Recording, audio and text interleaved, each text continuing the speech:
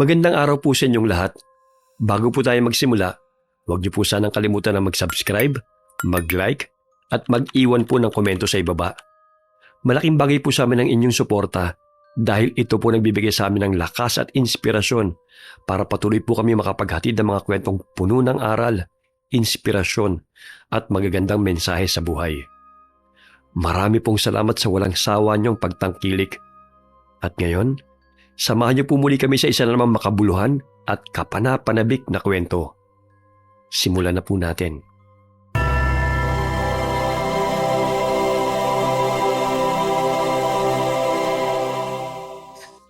Hoy! Maris! Nasaan yung pera? Kanina pa kita tinatawag pero parang wala ka naririnig ah. Ha? Anong pera? Bakit? May pinatago ka ba sa akin? Pwede ba, Sanjo? Pagod ako sa trabaho at gusto ko nang magpahinga. Akin na nga yung bag mo. Akin na! Di ba sahod mo ngayon? Kaya ibigay mo sa akin ang pera. Dahil kung hindi, tatamaan ka sa akin. Wala ngang natira sa sahod ko. Ipinambayad ko na sa mga pinagkakautangan ko. Bakit ba kasi ayaw mo maghanap ng trabaho? Hindi yung ako pa yung huhututan mo ng pera para sa mga bisyo mo. Sumasagot-sagot ka na ah. Gusto mo bang basagin ko yung bunganga mo? Ha? Ha? Sige, gawin mo. Ha? Total dyan ka naman magaling eh. Kalalaki mong tao, pero napakabatugan mo. Dapat nga, ikaw ang magtrabaho para sa amin ng anak mo eh. Ano sinabi mo? Ha? Ano sinabi mo? Inuubos mo talaga pasensya kung babae ka? Akin na nga yung bag mo. Akin na yung bag mo. Wisit ka. Akin na yung bag mo! Ibalik mo sa akin bag ko! Walang iya ka talaga! Ipambabayad ko pa yan kay Lola Selly! Eh, sabi mo na lang sa kanya na sa susunod ka na lang magbabayad. Ah, oh. 1,000 lang naman pala natira sa pitaka mo yun. Pero, ayos na rin to. Pwede na. Agad na lumabas ng bahay si Sanjo matapos na kunin ang natirang pera ng asawa nito. Humahalakhak pa ito nang ihagis pabalik kay Maris ang bag. Umiiyak na rin ang kanilang anak na si Bambi na nooy 8 taong gulang. Nay, bakit po ba palagi na lang ganyan si tatay? Di ba dapat siyang nagtatrabaho? Katulad po nung tatay ng kaklase ko. Inihahatid pa nga po siya sa school ng tatay niya eh. Kung nabigyan lang sana ako ng pagkakataon na pumili ng mapapangasawa, hindi sana ako nagpakasal sa kanya. Sana hindi mo sasapitin ng ganito kami serableng pamilya. Nay, sana hindi na bumalik si tatay. Natatakot po ako sa kanya eh. Paano kung umalis na lang po kaya tayo dito? Anak, Bambi, ilang beses na tayo nagpalipat-lipat, di ba? Pero nahahanap pa rin niya tayo. Nadadamay lang ang ibang tao sa ingay at kabastusan niya. Huwag kang mag-alala, anak. Minsan lang naman siya umuwi rito eh. Mas marami pa siyang oras sa mga kaibigan niya kaysang manatili rito sa bahay. Pigilang iyak ni Maris dahil alam niyang nahihirapan na rin ang kanilang anak. Inireklamo na niya ang asawa sa barangay, ngunit walang nangyari dahil kamag-anak ni Sanjo ang kapitan. Pinagkasundo lamang sila ng kanilang mga magulang sapagkat malaki ang utang ng ama ni Maris sa mga magulang ni Sanjo nang magkasakit at maospital ang kanyang ina. Sa pilitan siyang pinakasal sa lalaki kapalit ng utang nila. 10 taon ang tanda ni Sanjo kay Maris. Kilalang barumbadong lalaki sa kanilang lugar, kaya't ayaw sana niyang pumayag na magpakasal sa lalaki. Ngunit wala na siyang nagawa dahil ginigipit ang kanilang pamilya.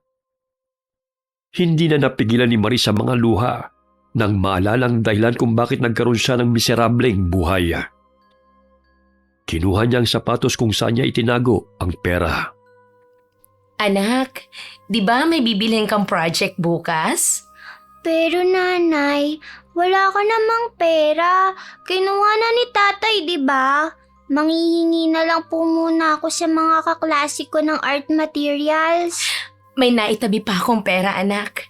Yung nakuha niya ay yung pambabayad ko sana kay Lola Selly. Matulog ka na. dahil maaga pa tayong aalis bukas. Mula pa man noon ay mag-isa nang tinataguyod ni Maris ang kanilang anak. Hindi na siya umaasa na magbabago pa ang barumbado niyang asawa. Nagtatrabaho siya sa Divisoria bilang sales lady. Siya rin na naghahatid sundo sa anak nilang si Bambi sa paaralan. Sa tuwing kinakapos siya ang tindahan ni Lola Celia ang takbuhan nilang mag-ina. Mabait ang matanda at naging malapit ito sa kanilang mag-ina. Bago sumakay ng tricycle, dumaan sila sa tindahan ni Lola Celia. Isa itong matandang dalaga at retired na empleyado ng munisipyo. Tanging ang pamangkin itong pinag-aralan na sa ibang bansa ang sumusuporta kay Lola. Kaya't nakapagpatayo ito ng tindahan sa kanilang baryo. Lola? Oh, Magandang umaga po. Pwede po bang kalahati na lang munang ibabayad ko sa inyo? Pangako po, sa katapusan babayaran ko rin ang natitira ko pong utang. kung wala ka pang pera, ayos lang naman eh. Oh, may baon na ba si Bambi?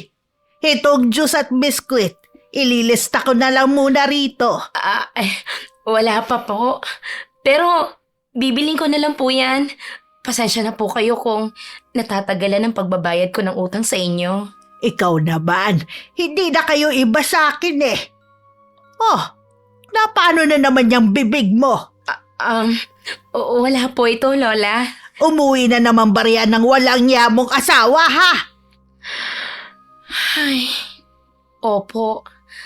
Akala ko nga po hindi na eh. Halos 2 buwan din siyang hindi nagparamdam. Ayun, yung dapat pong ipambabayad ko sana sa inyo, kinuha niya sa bag ko. Mabuti nga lang po, yun lang ang nakita niya. E di kung nagkataon po, kahit pamasahe at pambili namin ng pagkain ni Bambi, wala nang natira. Nanlaban kasi ako sa kanya. Kaya nabunggo po ako sa pinto. Ay, ang sama talaga ng ugali ng asawa mo, iha. Sa dinami-dami ng lalaki sa mundo, bakit sa kanya ka pa napunta? Kung hindi lang po nagkasakit si inay at nagkaroon ng utang si tatay sa mga magulang niya, hindi po talaga ako magpapakasal sa mokong na yon. Wala na po akong magagawa eh. Ang pinakamagandang biyaya na lamang sa buhay ko ay ang anak ko pong si Bambi. Kaya ikaw, Bambi, mahalin mo ang nanay mo, ha? Huwag kang tumulad sa tatay mo. Huwag kang tumulad sa tatay mong palaaway. Tumango ang bata at niyakap nito ang ina. Sa mura nitong isipan ay nasaksihan ni Bambi kung paano saktan ng ama ang kanyang ina. Kaya't lumaki siyang takot at kailanman hindi nito niyakap ang sariling ama. Tuwing araw ng linggo, day off sa trabaho si Maris. Ngunit matapos na makapagsimba kasama ang anak, ay sumasideline pa siya bilang tagahugas ng pinggan sa karinderya ni Aling Beth. Nay, tulungan na lang kita para po makapagpahinga naman kayo. Naku anak, huwag na. Kayang-kaya ko naman ito eh. Ako na lang po ang magbabanlaw ng mga baso. Hindi naman po yan mababasag dahil plastic naman eh. Tsaka tong mga kutsara. O siya sige, dahil mapilit ka. Basta, banlawan mo ng mabuti ha. Damihan mo ang tubig sa batya para matanggal ang sabon. Opo, nanay. Kahit papano'y masaya si Maris dahil lumaking magalang at mabuting bata si Bambi sa kabila ng pagiging bayolente ng ama nitong si Sanjo. Ginabi sa pag-uwi ang mag-ina galing sa karinderya ni Aling Beth dahil kaarawan din ang ginanga. Marami silang dalang pagkain sa pag-uwi. Bukod doon ay binigyan pa ng ginang si Maris ng 500. Nay, itong isang hiwa ng cake, ibibigay ko na lang po kay Lola Selly. Marami naman po akong nakain kanina eh. O sige anak, tsaka ito pang ulam. Nay, kapag umabot ka ng 50, maghahanda rin po tayo katulad ng birthday ni Aling Beth. Ang laki-laki pa ng cake niya, no? Anak, sila may pera. Tayo wala. Ayos na sa akin ang pansit. Malayo pa naman po yun, Nay. Mag-aaral po ako ng mabuti para makapag-ipon po ako. Kasi palaging birthday ko lang tayo naghahanda ng spaghetti at cake. Pero tuwing birthday nyo, pandesal at pansit lang. Anak, hindi naman importante ang maraming handa. Ang importante kasama kita. At yun ang ipinagpapasalamat ko sa Panginoon. Nay, parang may mga taong sumusunod sa atin. Oo nga. Magpatuloy ka lang sa paglalakad, anak. Napalingon sa kanilang likuran si Maris. Naninag niya ang 3 lalaki na naroon sa likod nila. Nakasombrero at nakasuot ng mask sa muka. Mga 15 minuto pang lalakarin nila patungo sa kanilang bahay. Ang kanilang dinadaanan ay may mga tanim pang mga mais. Kinakabahan na si Maris. Dahil wala man lamang napapada na ibang tao sa oras na yon, maliban sa 3 tao na naroon sa kanilang likuran. Bago pa sila makatakbo, biglang niyakap ng isang lalaki si Maris. Tinakpan ng panyo ang kanyang muka. Nagpupumiglas pa ang babae. Ngunit ilang sandali nawalan din siya ng malaya. Papalag ka pa, ha? Pagbigyan mo na ako, Maris, para mapakinabangan naman kita. Ipahihiram na muna kita sa mga kaibigan ko. Pakawalan mo kami! Ha? Ano kailangan niyo sa amin? Tumahimik ka! Kung ayaw mo masaktan, gusto mo bang putulin ko yung dila mo? Ha? Mga sabay kayo! Pakawalan niyo kami! He! Tumahimik ka! Tinakpan ng isang lalaki ang bibig ni Bambi. Ngunit binulungan siya ni Sanjo na huwag sasaktan ang anak nila, kundi tatakutin lamang. Ginapos ng mga lalaki ang bata sa puno. Bagamat dinala nila si Maris sa loob ng kasukalan at tuluyang lumayo. Maya-maya'y nagising si Maris nang maramdaman na may humahaplo sa buo niyang katawan. Nanlaki ang kanyang mga mata nang makitang nakangiting lalaki na nakadagan sa kanya. Tangi ang ilaw ng lampara ang nagsisilbing liwanag sa madilim na paligid. Anong kailangan ninyo sa akin? Nasaan ang anak ko? Ano ang ginawa ninyo sa Huwag kanya? kang mag-alala. Ligtas siya. Pero kung manlalaban ka, hindi ako magdadalawang isip na ilibing ng buhay ang anak mo. Pakiusap. Pakawalan mo na ako dito. Hayaan nyo na kami ng anak kong makauwi. Hindi pwede.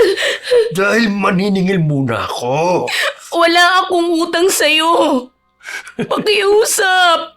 Pakawalan nyo na ako rito. Para nyo na nga. Bango. Ikaw wala. Pero ang asawa mo meron. Ikaw ang pinambayad niya sa akin. Ano? Pasahin mo lang ako. Burado na ang 100,000 ng utang niya sa akin. Bakit ako ang magbabayad sa utang niya? Siya ang singilin ninyo at hindi ako. Mga hayop kayo! Pakawalan niyo ako rito! Huwag mong ubusin ang energy mo sa kasisigaw. Dahil wala namang makakarinig sa'yo rito eh. Napakaganda mo pa rin talaga, Maris. Sandali. Parang nakikilala ko ang boses mo ah. Ganoon na lamang ang pagpupamiglas ni Maris. Ngunit hindi siya makaalis sa kinahigaan dahil nakatali ang kanyang mga kamay at paa. Umiiyak siyang nagmamakaawa, subalit hindi man lamang siya pinapakinggan ng mga lalaki. Halos mamao sa kasisigaw si Maris nang punitin ni Tony ang kanyang damit. Tila ba'y mababangis na hayop kung pag nasaan ng 2 lalaki ang katawan ni Maris. Samantalang isang lalaking nakasuot ng mask ay nakatingin lamang sa kanila. Hinang-hina ang babae matapos ang pagsamantalahan ng 2 lalaki. Namimilipit pa sa sakit sa tuwing sinusuntok siya ng mga ito sa sikmura kapag nagtatangka siyang lumaban. Mga hayop kayo! Pagbabayaran ninyo ang ginawa ninyong ito sa sakit. Yun kung makakaalis ka pa sa lugar na ito. Pakawalan niyo na ako rito. Parang awa niyo na. May anak akong binubuhay. Papakawalan lang kita kapag nagsawa na ako sa'yo. Nakalasang tali sa kamay ni Maris. Naninig niya ang baril na nakapatong sa mesa. Kahit nangihina, may buong lakas niyang kinuha yun at kinalabit ang gatilyo.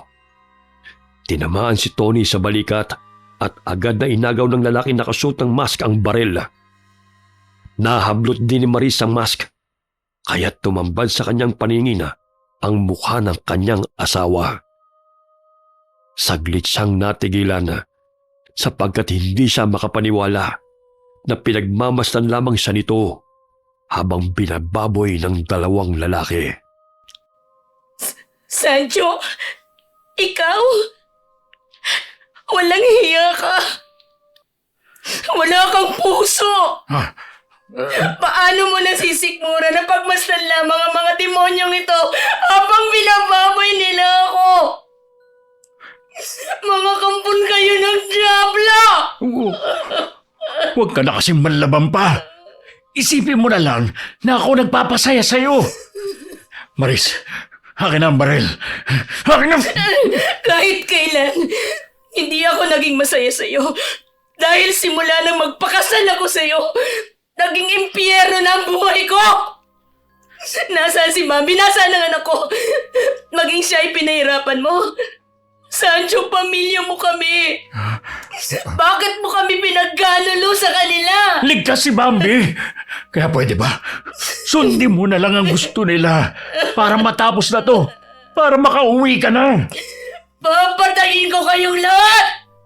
Mga walang iya kayo! Mga hayop! Nabalot ng puot si Maris at paulit-ulit na kinalabit nito ang gatilyo ng baril. Ganun na lamang ang pag-ilag ng mga lalaki nang biglang hampasin ni Tony ang ulo ni Maris gamit ang pinutol na kawayan.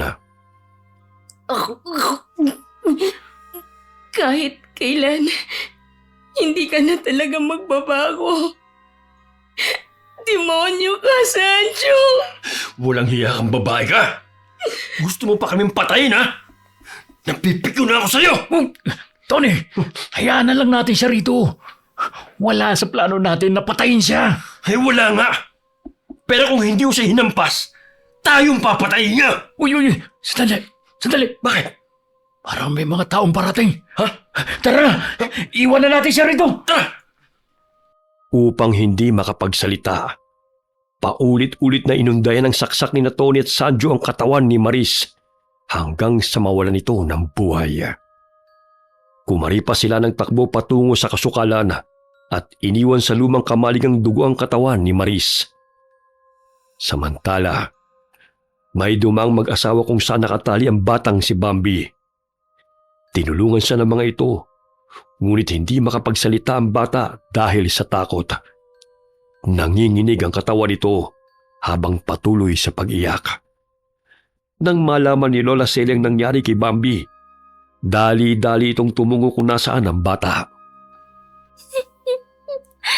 Lola, si Nanay, dinala ng mga lalaki. Nakakatakot. Natatakot po ako. Baka kung ano pang gawin nila kay Nanay. Nako, nakikilala mo ba sila, ha? Hindi po. May takip po ang mga mukha nila. Pero nakakatakot po sila, Lola.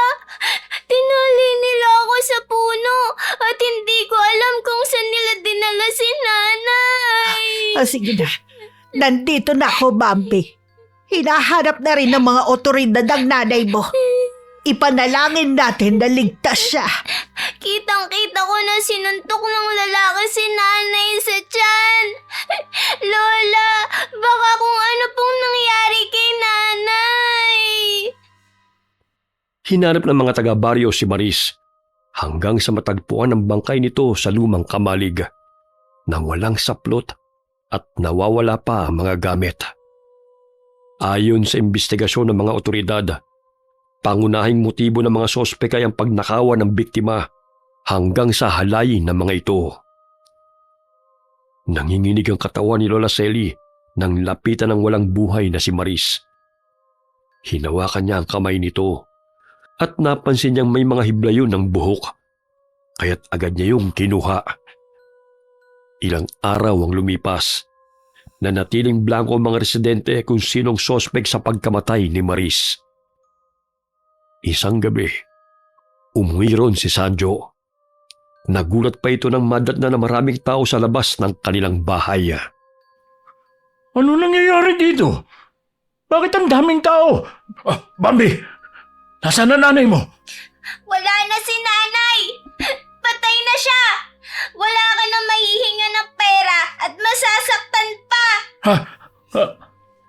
Ano nangyari sa nanay mo? Anong kinamatay niya? Iha, pumasok ka na muna sa bahay. Ako na ang kakausap sa tatay mo.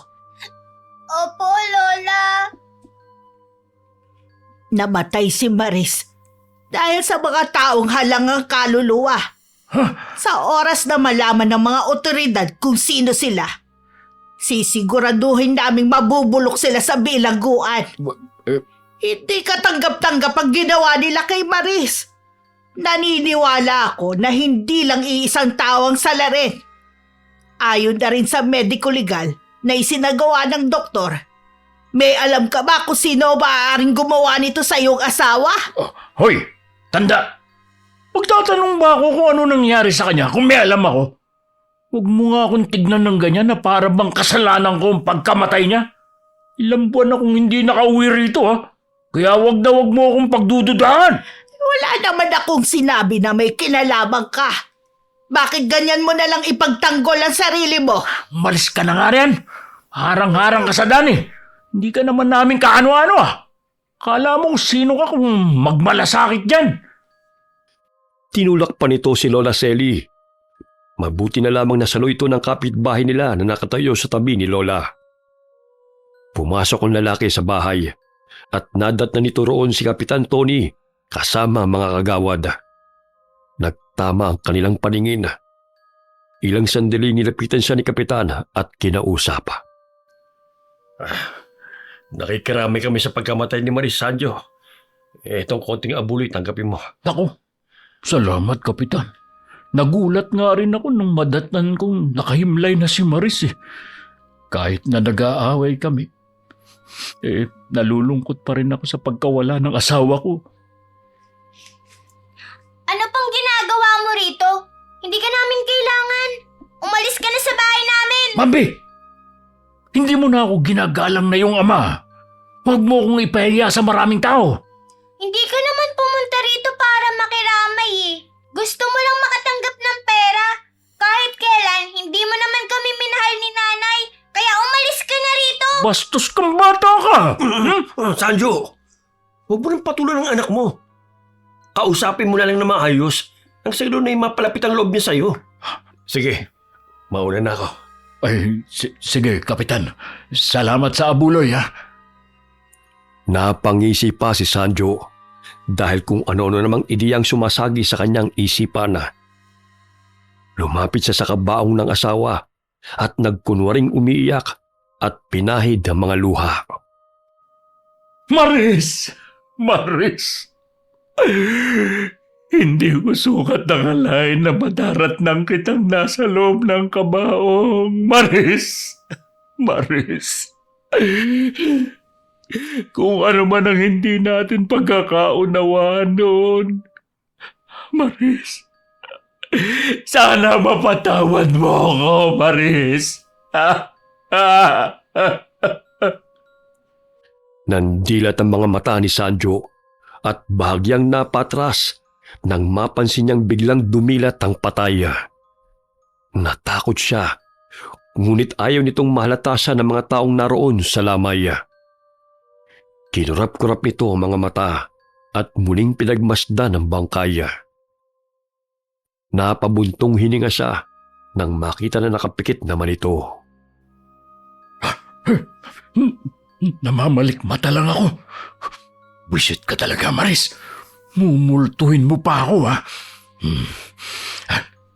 May nag-aabot ng abuloy. Tama-tama. Pwede pa kitang pagkaperahan. Kailangan mahaba-haba pa ang burol mo dahil malaki-laki rin ang makukuha ko sa mga taong nagsusugal. Lumayo-layo ka nga sa kabaong ni nanay. Huwag mo siyang iyakan. Dahil hindi ka nga naawa sa kanya nung binubugbog mo siya eh. Uy, manang-mana ka talaga sa nanay mong matabil ng dila. Kung ayaw mong guluhin ko ang burol ng nanay mo, kailangan sundin mo ang pinag-uutos ko. Dahil kung hindi, babasagin ko yung kabaong. Maliwanag! Salbahe ka! Lumayas ka dito! Pinandilatan pa ng mga mata ni Sanjo ang anak habang kinakausap ito. Tinulak siya ni Bambi at tumakbo patungo sa kinaroroonan ni Lola Selly. Malayo rin ang loob ng bata sa kanyang mga tiyahin at tanging kay Lola Selly lamang siya sumasama. Hinayaan na lamang ng lalaki ang anak at agad na tumungo sa silid upang magpahinga. Alas 10 na ng gabi nakauwi si Lola Selly sa kanyang bahay sapagkat pinatulog pa niya si Bambi. Dumiretso siya sa kanyang kwarto at kinuhang lumang kahon kung saan niya isinilid ang mga lumang gamit ng namayapa niyang kapatid. Kahit kailan, hindi ko inisip na gagamitin ko to. Ngunit dahil sa kahiyupan ng mga taong pumaslang kay Maris, hindi ako papayag na mananatili silang malaya. Kinuha ni Lola Selly ang panyo sa drawer kung saan niya inilagay ang mga hibla ng buhok na nakuha niya sa kamay ni Maris. Inilatag niya sa mesa ang itim na tela at kinuha sa kahon ng maliit na telang manika. Idinikit niya roon ang mga buhok at nagsindi ng kandila. Ilang sandali umusal siya ng mga kataga habang pinaikot-ikot ang manika sa ibabaw ng kandila. Tinusok niya ng paulit-ulit ang ibabang bahagi ng manika. Samantala, napabalikwas ng bangon si Sanjo nang makaramdam ng sakit sa maselang bahagi ng katawan nito. Malakas ang sigaw nito dahil sa sakit, kaya't nagising si Bambi at tinignan ng ama sa loob ng kwarto nito. Ano? Aray! Aray! Aw! Ano yun? Ang bambolyas ko. Parang namamaga. Aray ko. Anong nangyayari sa inyo? Tawagin mo muna yung tiyang mo. Parang hindi ako makahinga sa... Ay, sobrang sakit. Bakit nakatunganga ka lang dyan, oy? Tawagin mo na siya. Nasasaktan ka rin pala? Ano akala mo sa akin? Bato na walang pakiramdam. Aray! Ay, sakit! Ay! Hindi pa man nakakapasok si Lola Selly sa bahay ni Maris, nadidinig na niya ang sigaw ni Sanjo na humihingi ng tulong. Lumabas ito ng kwarto at paika-ika pang naglalakad.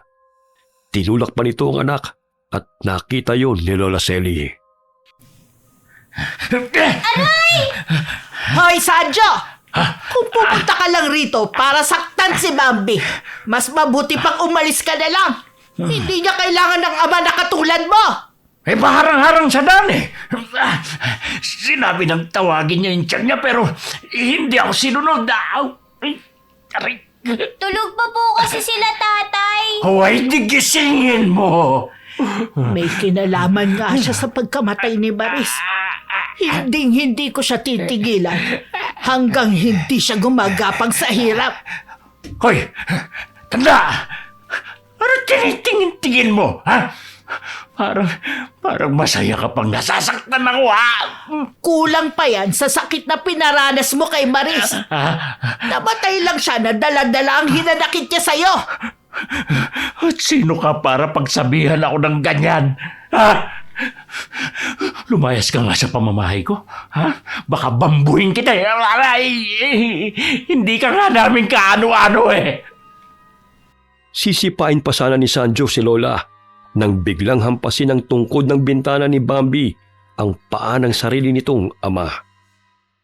Nagising na rin ang mga kapatid ni Sanjo at ilang kamag-anak dahil sa ingay ng lalaki. Ikaw ang lumayas dito!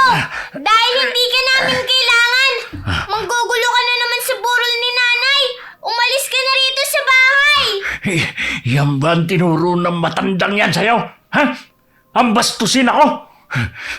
Kahit anong gawin mo, tatay mo pa rin ako at bahay ko rin ito. Sana, ikaw na lang ang namatay at hindi si nanay dahil salbahe ka! Lumalabang ka na ngayon, ha? Gusto mo yatang hilahin ko yung dila mo para hindi ka na makapagsalita ba? Sige, subukan mong saktan si Bambi. Dahil hindi ako magdadalawang isip na ihampas itong silya sa'yo. Saglit na natahimik si Sanjo nang makita ang galit na mukha ng matandang babae. Inaawat na rin sila ng mga taong naroon. Muling napasigaw si Sanjo nang muling kumirot ang maselang bahagi ng kanyang katawan. Nang tignan niya ay dumobleng laki noon dahil sa pamamaga. Humingi siya ng tulong sa mga kapatid nito kaya't dinala siya sa ospital. Ayon sa doktor may kumagat sa kanya na insekto kaya't namaga ang pagkalalaki nito. Habang lumilipas sa mga araw, palala ng palala ang kalagayan ni Sanjo. Nagkaroon ito ng mga pasa sa katawan at kumikirot at nangangati tuwing gabi. Sa tuwing gumagalaw siya ay mas lalong sumasakit ang kanyang katawan. Dumalaw sa kanya sa ospital si Lola Selly. Nagkataon na walang bantay nito dahil may biniling gamot. Nadatnan siya ni Lola na sumisigaw. Aray ko. Kung ganito rin lang naman ang mangyayari sa akin, gusto ko na lang mamatay. Patayin niyo na lang ako. Tanda, anong ginagawa mo rito? Tama ba ang narinig ko na gusto mo nang mamatay? Hindi pa sapat ang paghihirap mo, Sanjo. Dahil masamang damo ka at matagal ka pang mamamatay. Bakit ka ba nandito? Alam ko may kinalaman ka sa pagkamatay ni Maris. At kilala ko na rin kung sino-sino ang mga kasamahan mo. Huwag ka mag-alala. Katulad mo, naghihirap na rin sila. Ibig sabihin, ikaw ang dahilan kung bakit ako nagkakaganito. Ayop ka. Nag-uumpisa pa lang ako, Sanjo. Wala pa sa kalahati ng paghihirap ni Maris ang ginawa ko sa inyo. Bakit nagawa mong patayin ng sarili mong asawa? Sagot! Kung ayaw mong itusok ko sa itlog mo ang karayom na to. Ang haba niya na. Ilayo mo yan sa akin. Ilayo mo yan Takot sa ka akin. rin palang matusok nito. Akala ko ba gusto mo nang mamatay, ha? Hindi ka pa nakontento sa pananakit mo sa kanya noon. Ano mo nagawang patayin ng sariling ina ng anak mo? Hindi naman ako pumatay sa kanya. Si Tony, nanlaban siya eh. Kaya aksidenteng nahampas siya sa ulo ni Tony.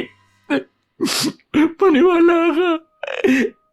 Hindi namin sinasadyang patayin siya. Maraming saksakan at amo niya sa katawan. Tapos sasabihin mong hindi niyo sinasadya. Ayon sa doktor na sumuri sa kanya, pinagsamantalahan din siya. Ilayo mo yung karayom sa akin. Ilayo mo yan. Baka matusok ako dyan. Si Tony at ang pamangkin niyang si Orly ang gumawa nun sa kanya. Isang beses lang naman sana yun para mabayaran ko yung utang ko. Kaya lang nanlaban siya. Wala kang kasing sama, Sanjo! Demonyo ka! Magsasalita pa sana si Sanjo upang magsumbong sa kapatid nitong papasok ng silid. Ngunit biglang namilipit ang dila nito at hindi na nito nagawang magsalita. Tanging ungol na lamang ang nagawa ng lalaki at hindi maintindihan ng kapatid nito ang ibig nitong sabihin. Iha, dinalhan pala kita ng pagkain.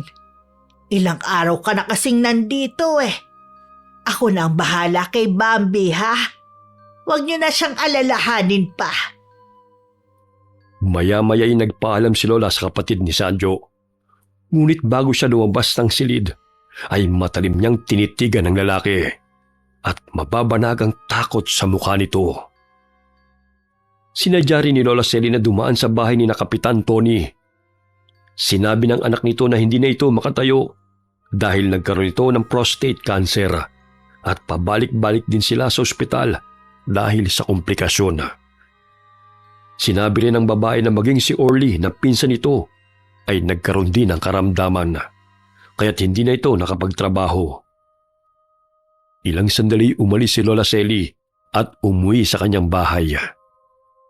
Muli siya nagsindi ng kandila at umusal ng orasyon. Ilang sandali tinusok-tusok niya ng karayom ang iba't ibang bahagi ng katawan ng manika. Sa tuwing ginagawa niya yun, ay ganun din ang sakit at palaho ng mga taong kinukulam niya. Ganun na lamang ang pagkataranta ng asawa ni Kapitan nang makitang dumugo ang ilong nito at lumuha ito ng dugo. Muli nila itong isinugod sa ospital dahil halos hindi na ito makahinga. Narinig pa ni Lola ang sasakyan na dumaan sa kanyang bahay na nagdala kay Kapitan Tony sa ospital. Hindi ko sukat akalain na isa ka rin palang demonyo, Kapitan Tony. Tinuring kang leader ng barangay na to. Ngunit halag din ng iyong kaluluwa. Ay, sandali. Parang may kumakatok sa pinto. Kailangan kong itago itong mga gamit bago pa nila makita to. Lola! Lola! Sandali lang. O, Iha, bakit? Lola, masakit po kasi ang tiyan ko eh. Halika, Iha. Pumasok ka na muna rito. Ano ba ang nakain mo't sumakit yung tiyan mo, ha? Pansit lang naman po at saka pandesal kanina. Nako, baka hindi ka natunawan. Oh, ito, inumin mo. Tsaka bawasan mo ang pag-inom ng juice, ha? Dahil baka tumaas na yung acid mo. Opo, Lola. Hindi sinasadyang maapakan ni Bambi ang manika sa ilalim ng kama kung saan inilagay ni Lola Selly. Halos mapigta sa mga ugat ng mga lalaki dahil sa naramdamang sakit. Ay, parang may naapakan po ako, Lola. Ha? Sandali po at kukunin ko. Ay, hayaan mo na lang dyan, Iha. Basahan lang yan. Huwag mo nang kunin. Lola, ano po tong maliit na manika? Nako, akin na nga yan, Iha. Lumang laruan ng pamangking kong si Neneng. Nahalungkat ko kahapon sa lumang baol at nakalimutan ko ibalik. Akin na yan, ha? Ay, napunit po yung isang paa niya, oh. Uy, tamang-tama, may karayom, oh. Ako na pong tatahin nito, Lola. Kawawa naman po siya eh, dahil parang matatanggal na po ang paa niya. Nanlaki ang mga mata ni Lola Selly nang tahiin yun ni Bambi. Sigurado si Lola na hindi na makakayanan ng mga lalaking kinukulam niya ang sakit sa tuwing tumutusok ang karayom sa manika. Ayan, maayos na po ang paa niya. Ay, nabura na rin ang isang mata niya, oh. Alam mo, Lola, ginawan din ako ni nanay noon ng telang manika, kaya marunong akong mag-ayos nito. Lalagyan ko na lang po siya ng panibagong mata para maganda po siyang tignan. Napalunok na lamang ng sariling daway si Lola Selly. Nanginginig ang mga kamay niya na kinuha ang manika Nang matapos na lagyan yun ni Bambi ng mata, gamit ang sinulid at karayom. Maganda po ba, Lola? Ay, wala pa po siyang bibig, oh. Ay, mamaya na natin lagyan, iha. Masakit pa ba ang tiyan mo? Hindi na po. Salamat po, Lola, dahil nandyan ka para sa akin. Hinding-hindi kita pababayaan hanggat nabubuhay ako. Pero mababait naman ang mga tiyahin mo, Ayoko po sa kanila. Kasi inaaway nila nun si nanay. Baka awayin din po nila ako eh. Basta kung gusto mong tumuloy sa bahay ko, bukas ito para sa iyo, iha. Alam mo bang uuwi rito ang pamangking kong si Neneng sa susunod na buwan? Gustong-gusto ka niyang makilala. Tsaka may pasalubong siya sa iyo. Talaga po? Oo. Sayang, hindi na sila magkikita ni nanay. Nabaling ang atensyon ni Bambi sa album na ipinakita ni Lola Selly sa kanya. Naroon ang mga litrato ng kanyang pamangkin mula pa pagkabata habang pinapaaral niya ito. Agad na itinagaw ni Lola ang manika sa lumang baul upang hindi na yun makuha pa ni Bambi. Lingid sa kaalaman ng bata, mas lalong namilipit sa sakit ang mga taong kinukulam ni Lola dahil sa kanyang ginawa. Hindi na maimulat ng mga ito ang mga mata at nilalabasan ng malapot na likido. Ang kanilang binti tila ba'y sinasaksak ng paulit-ulit. Hindi na makayanan nila Sanjo at Kapitan Tony ang sakit na kanilang iniinda, kaya't napaga ang kanilang pagkamatay. Makalipas ang ilang araw, kasabay ng libing ni Maris ay ang balitang namatay ang asawa nito na si Sanjo at ang magtsuhi na kaibigan nito. Bagamat wala pa ring lumalabas na sospek sa pagkamatay ni Maris. Tanging si Lola Selina nagbigay ng parusa sa mga taong naging sanhi ng karumal-dumal na pagkamatay ng kanyang kaibigan sa pamamagitan ng malagim na kulam. Wakas.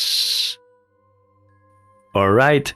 Kung nagustuhan niyo po ang kwento namin ngayon, sana po huwag niyong kalimutan na mag-subscribe, mag-like, at mag-comment. Huwag niyo rin po sanang kalimutan na suportahan ang bagong channel ni Miss Gwen, ang Gwen Stories. Malaking bagay po sa amin ang inyong suporta para magpatuloy po ang aming mga channels. Muli po, marami pong salamat sa inyong lahat and God bless all of you. Ayaw mong itusok ko sa bombolyas mo. Itlog ko!